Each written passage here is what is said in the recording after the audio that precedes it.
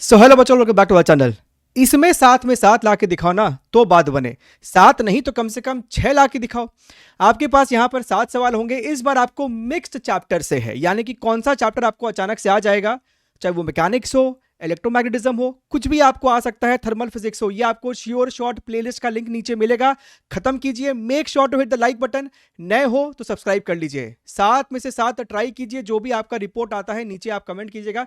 चलिए एक एक करके हम लोग यहाँ पर सवाल को देखते हैं। समय ज्यादा है नहीं अपने पास यहाँ पर। ये सवाल magnetic effect of current, right.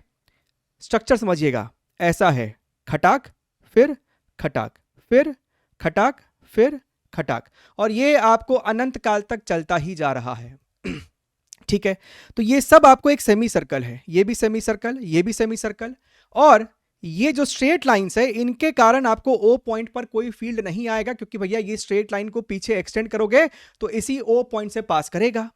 अब जो पहला वाला सेमी सर्कल है उसमें करंट ऐसे है, जिसके वजह से फील्ड आपको आउट ऑफ द प्लेन आ जाएगा, राइट। लेकिन जो दूसरा वाला है उसका करंट ऐसे है, तो उसका फील्ड इनटू द प्लेन आएगा। इसका मतलब ऑल्टरनेटिंग सेमी सर्कल का फील्ड ऑल्टरनेटिंग डायरेक्शन में है। तो अगर मैंने आउट ऑफ द प्लेन को पॉजिटिव मान लिया तो भैया नेट फील्ड सेंटर पर क्या होगा। एक सेमी सर्कल के वजह से फील्ड होता है mu not I by 4r, जहां पे r रेडियस है। तो भैया पहले वाले की वजह से आउट ऑफ द प्लेन है, so mu not I divided by 4 into radius. पहले वाले का रेडियस a है, दूसरे वाले का रेडियस 2a है, तीसरे वाले का रेडियस 4a है। अच्छा, तो पहले वाले की वजह से इतना, दूसरे वाले की वजह से माइनस साइन देना पड़ेगा, क्योंकि अगर पहला वाला आउट ऑफ द प्लेन है तो दूसरा इनटू द प्लेन है। तो ये आपको हो जाएगा mu not I divided by 4 into radius, और रेडियस अब 2a है तो ये हो जाएगा 8 है। अब प्लस डालना पड़ेगा, mu not I divided by 4 into 4a यानी 16a, minus mu not I divided by 32a and so on.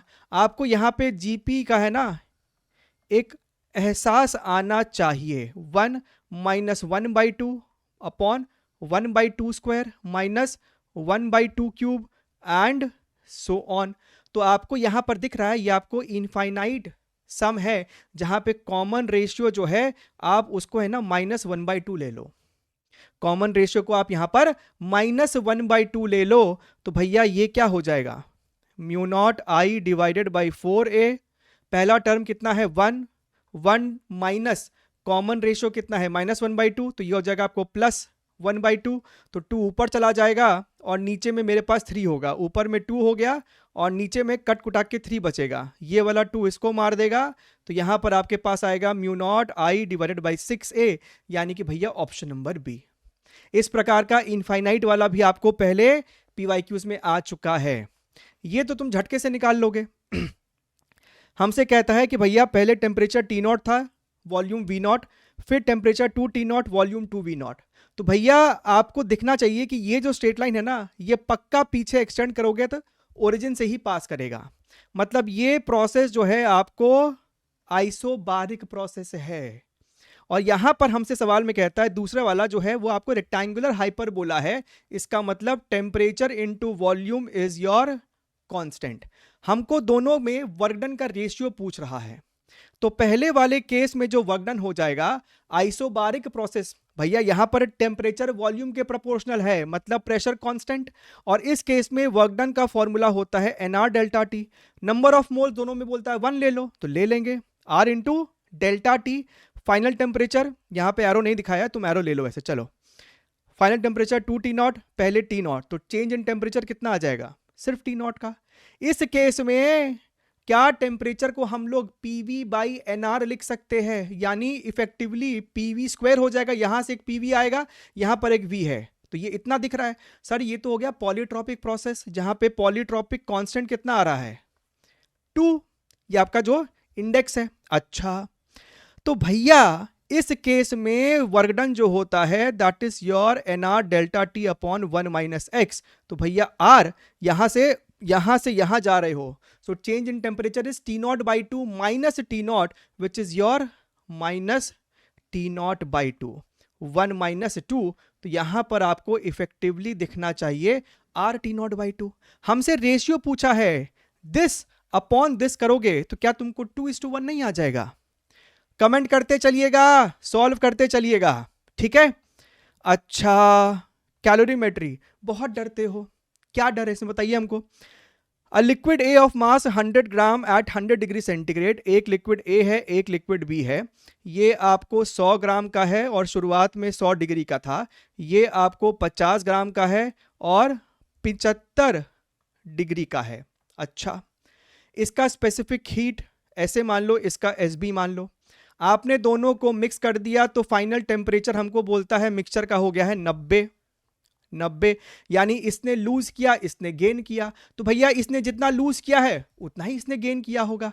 अब आपको हीट लॉस हो या गेन हो, आप इस इक्वेशन का इस्तेमाल लेते हैं, तो इसका जो हीट लॉस है वो कितना हो जाएगा, ms mass into specific heat, ये आपका ऐसे डेल्टा टी। तो भैया यहां पर हम लोग लॉस को गेन के साथ इक्वेट करेंगे, यहां से यहां जाने में लॉस हुआ और यहां से यहां जाने में इसको गेन हुआ है, तो भैया सिर्फ मैग्नीट्यूड को इक्वेट करेंगे तो कितना का लॉस हुआ है ms, और चेंज इन टेम्परेचर आया है 100 से 90 चला गया है, यानी चेंज आया है 10 का, इसमें 50 इसका SB और 75 से 90 हो गया है, यानी कि 15 का आया है चेंज। बढ़िया है सर, ये इसको मारेगा 2 5 2 5 3, यानी कि साहब 4 SA is equal to 3 SB। अब हमसे कहता है कि आपके पास 100 ग्राम लिक्विड ए है 100 डिग्री सेंटीग्रेड पे, आपने अब 50 gram liquid B at 50 degree centigrade पे मिक्स किया, तो अब इसका जो फाइनल मिक्सचर का टेम्परेचर है उसको T0 पकड़ लो भैया, 100 और 50 के तो बीच में ही होगा, तो अब इसने कितना लूज किया है 100 ग्राम्स, ऐसे 100 से T0 पे गया है तो 100 माइनस T0, और ये जो प्राणी है बी वाला 50 ग्राम SB, T0 50 से तो ज्यादा ही रहा होगा क्योंकि ये गेन कर रहा है, तो T0 माइनस 50।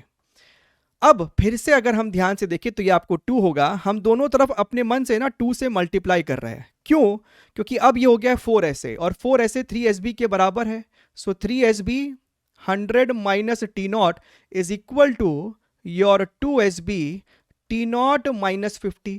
अब तो कुछ नहीं है, ये खत्म, ये सॉरी SB और SB खत्म, ये आपको आ जाएगा 300, यहां से 100 आ जाएगा और ये आपको हो जाएगा 2 T0 और यहां से 3 T0 इधर चला जाएगा, तो क्या T0 की वैल्यू अपने को 80 डिग्री सेंटीग्रेड यानी ऑप्शन नंबर 1 दिख रहा है।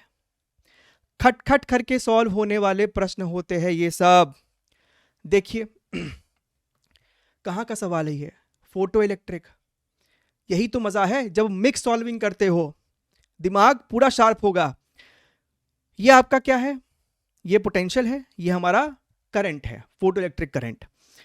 तुमको ये बात का ज्ञान होना चाहिए कि अगर ये वाला और ये वाला दोनों एक ही जगह, यानी स्टॉपिंग पोटेंशियल अगर सेम है यानी कि फ्रीक्वेंसी सेम रहा होगा, और इसका C का स्टॉपिंग पोटेंशियल ज्यादा है यानी फ्रीक्वेंसी C का ज्यादा है, so frequency of C is more than frequency of B, और B और A का फ्रीक्वेंसी सेम होना चाहिए।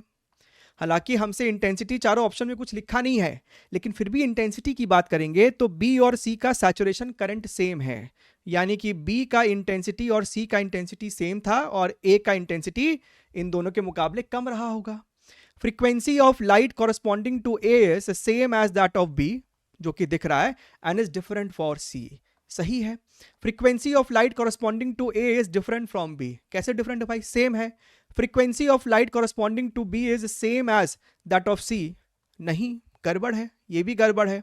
Frequency of light for all A, B and C are same, बिल्कुल गड़बड़ है। तो पूरा ग्राफ का अंडरस्टैंडिंग रखिए, अच्छा रहता है। ध्यान से देखिए, बिल्कुल भी डरने वाला सवाल नहीं है। हमसे कहता है कि भैया इसको ले लो पॉजिटिव x एक्सिस, इसको ले लो पॉजिटिव y एक्सिस। सवाल में हमको डायग्राम में बना के दे दिया है तो ले लेंगे।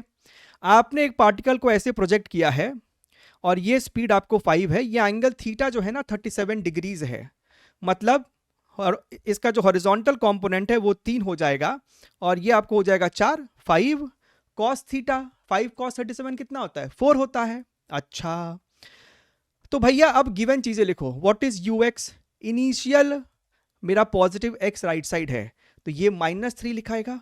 What is U Y, given चीजें लिखो 4, और मेरा पॉजिटिव वाई डाउनवर्ड डायरेक्शन में है तो ये 4 हो जाएगा।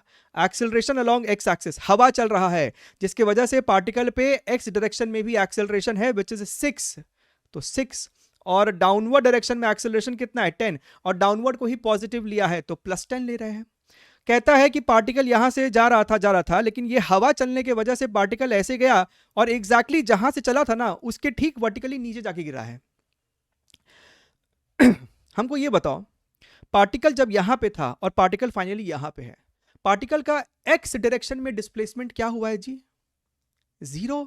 अच्छा, ux t plus half axt का square equals to 0। What is ux? -3t plus ax 6 है तो ये हो जाएगा आपको 3t स्क्वायर इक्वल्स टू 1। यहां से t की वैल्यू तुमको 1 सेकेंड निकल के आएगी, ये आपको उसका सोल्यूशन होगा। अच्छा, यानी 1 सेकेंड लगा है पार्टिकल को यहां से यहां आने में। हमसे तो ये h पूछ रहा है, जब पार्टिकल a पॉइंट से b पॉइंट आया तो पार्टिकल का y डायरेक्शन में डिस्प्लेसमेंट कितना है वही तो हमको निकालना है जी। तो sy is equal to uyt plus your half ayt square. What is uy? 4 into 1 plus half into 10 into 1 का स्क्वायर, तो सर ये हमको निकल के आ रहा है 9 मीटर। खत्म कहानी, 9 इज द आंसर। एक्स में भी एक्सेलरेशन आए तो घबराना नहीं है, 2 डायमेंशन में जैसे सॉल्व करते हैं कर लो।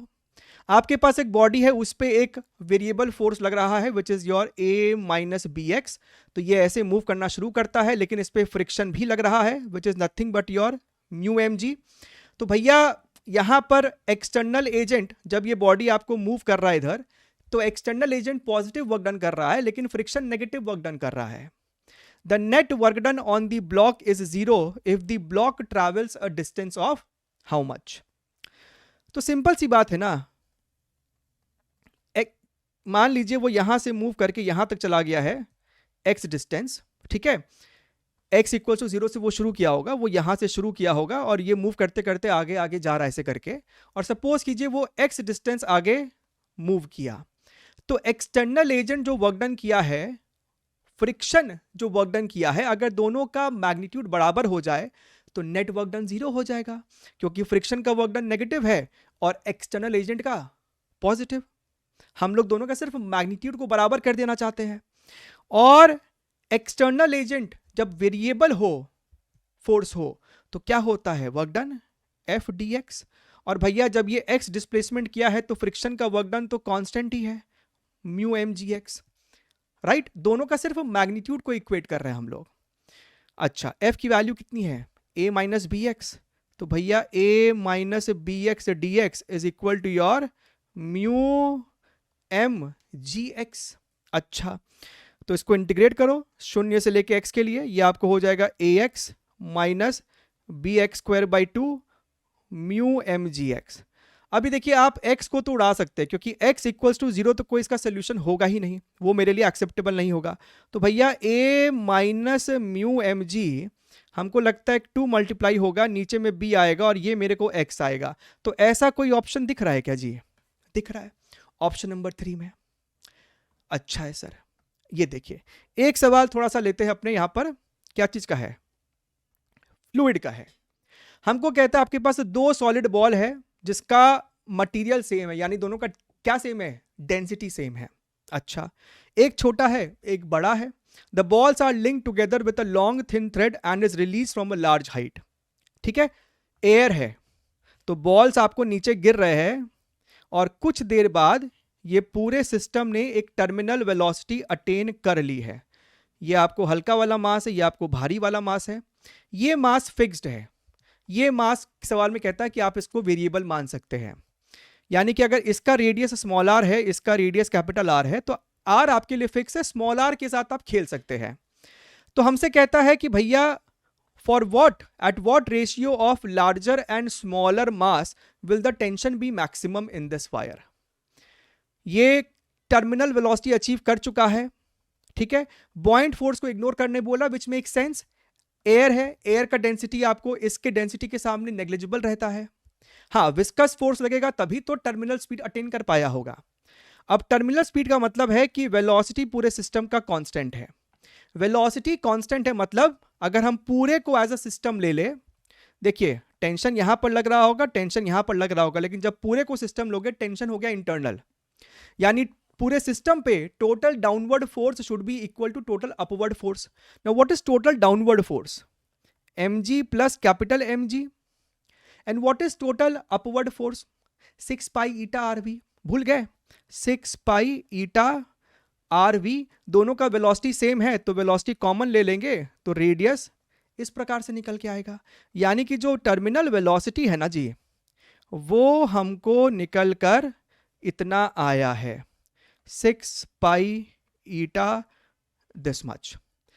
अब टेंशन चाहिए, किसी एक स्फीयर को पकड़ो, सिर्फ इस वाले स्फीयर को भी पकड़ोगे तो डाउनवर्ड डायरेक्शन में mg और इस पे ऊपर की तरफ विस्कस फोर्स, तो टेंशन कितना हो जाएगा? ये भी तो आपको बॉडी, सिर्फ ये वाला स्फीयर भी तो आपको इक्विलिब्रियम फोर्स में है क्योंकि वेलोसिटी कांस्टेंट है, तो टेंशन कितना हो जाएगा आपको? विस्कस फोर्स माइनस mg यानी कि 6 पाई ईटा आर उसका स्मॉल आर है और वेलोसिटी कितना है? इतना है। तो यहां पर लिखो small m plus capital M gravity, ये आपको हो जाएगा 6 pi eta this much and minus your mg। तो 6 पाई ईटा मरेगा, 6 पाई ईटा मरेगा। अच्छा, और क्या है, और क्या खूबसूरती है यहां पर? ग्रेविटी को कॉमन ले लो, ठीक है, तो ये हमको हो जाएगा mr plus capital mr minus m small r minus m capital R divided by this fellow. तो यहां से मेरा ये दोनों टर्म आपको मर गया। अच्छा, अब आपको डेंसिटी समझिएगा, density is equal to mass by volume, समझ रहे हो? यानी कि mass is equal to density into volume, और क्योंकि दोनों का डेंसिटी सेम है तो mass is proportional to radius का क्यूब। तो कहने का मतलब ये है कि mass is equal to some constant into radius का क्यूब। तो ये जो कैपिटल M है इसको हम लोग लिख सकते हैं सम कांस्टेंट, तो इसको लिख दो some constant capital R cube small r minus some constant, इसको लिख सकते हैं small r cube capital R small r plus capital R। अच्छा, हटाइए इसको, ये सब चीजों का अब अपने को जरूरत नहीं है, अब आपको सिर्फ मैथमेटिक्स है ना? तो k को भी बाहर निकाल लो, टेंशन इज इक्वल टू ये आपको कोई कांस्टेंट k है जिसमें 4 पाई 3 डेंसिटी ये सब होगा। यहां से आप एक स्मॉल r एक कैपिटल R बाहर निकाल सकते हैं क्या? निकाल सकते हैं क्या?